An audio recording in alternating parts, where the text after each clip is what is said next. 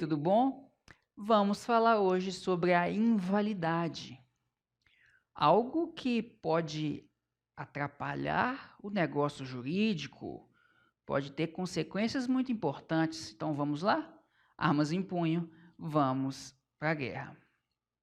Primeira espécie de invalidade que falaremos é da nulidade absoluta. Esses casos aí são trazidos pelo Código Civil e ele é expresso. Havendo, por exemplo, uma fraude à lei, ou uma simulação, se for celebrado por absolutamente incapaz, haverá a nulidade absoluta.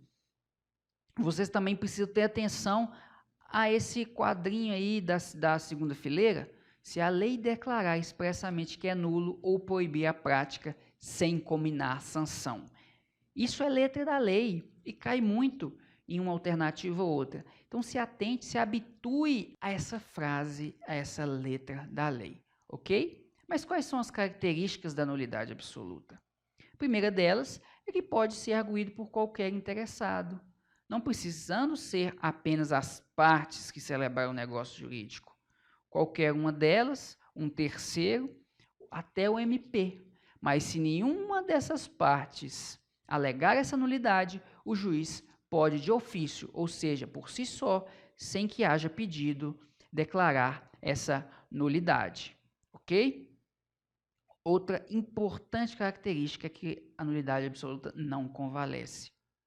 E o que isso significa? Que as partes não podem procurar um jeito de sanar aquela nulidade. Se é absolutamente nulo, será sempre absolutamente nulo.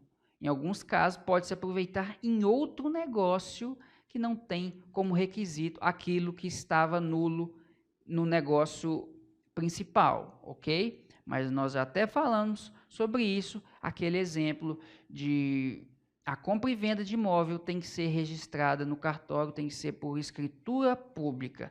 Se não for por escritura pública, é nulo. Porém, esse mesmo contrato que não foi feito em cartório pode ter efeito, pode ser considerado como uma promessa de compra e venda, sendo que a promessa de compra e venda não precisa ser feita por escritura pública, basta um contrato, ok? E aquela compra e venda, sim, ela é nula porque não foi feita com escritura pública, mas a promessa é válida.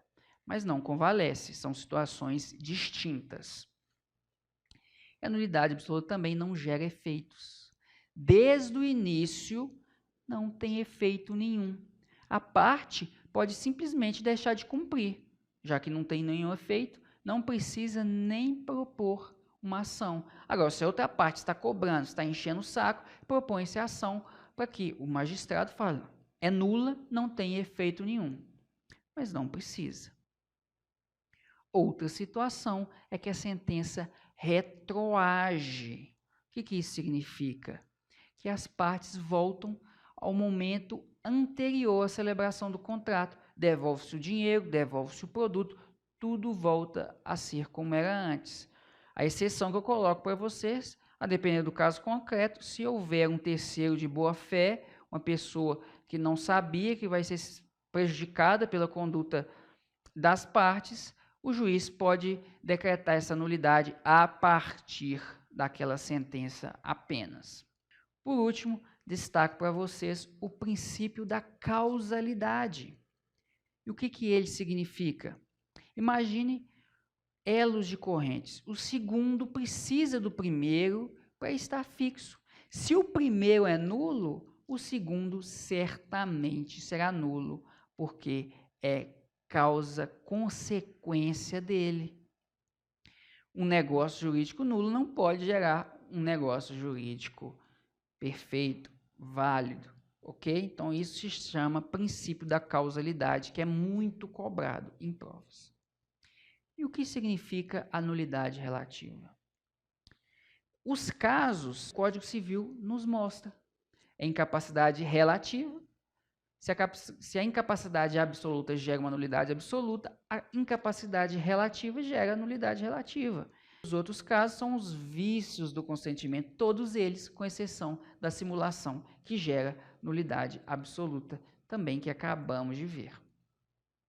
O prazo, qual que é o prazo, professor? Trouxe para vocês. Quando a lei não estabeleceu um prazo certo, será 2 anos.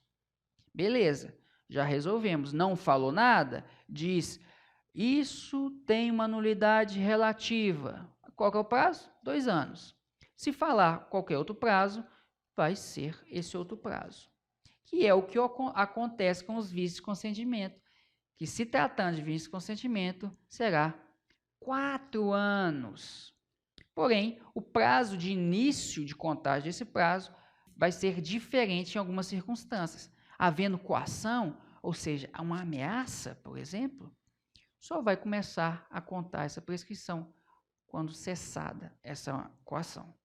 Muito simples, porque se a vítima sofreu 4 anos com aquela coação, com aquela ameaça, vou te matar, vou acabar com essa vida, por que vai contar desde o início? Não, conta quando cessado, porque durante aquela coação a vítima realmente não poderia reclamar. Na outra situação, quando cessar a incapacidade relativa, começa a contar esse prazo de 4 anos. Uma vez que essa incapacidade relativa, que é a causa da nulidade, cessado essa causa, começa a correr o prazo de 4 anos daí.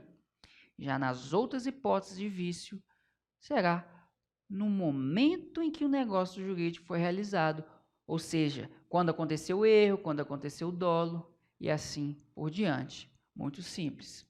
E quais são as características? A mais importante, por ser uma nulidade relativa, as partes podem relativizá-las. O que isso significa? Que as partes podem confirmar.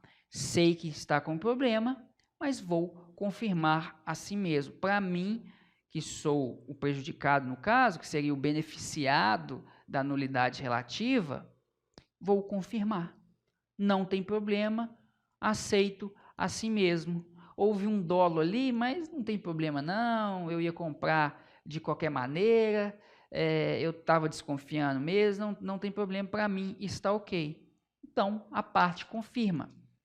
Ela pode confirmar expressamente, e para isso, ela, por meio de um contrato, da fala, diz, não, sei que há uma nulidade relativa aí, mas para mim está ok, eu concordo, vamos deixar isso para lá.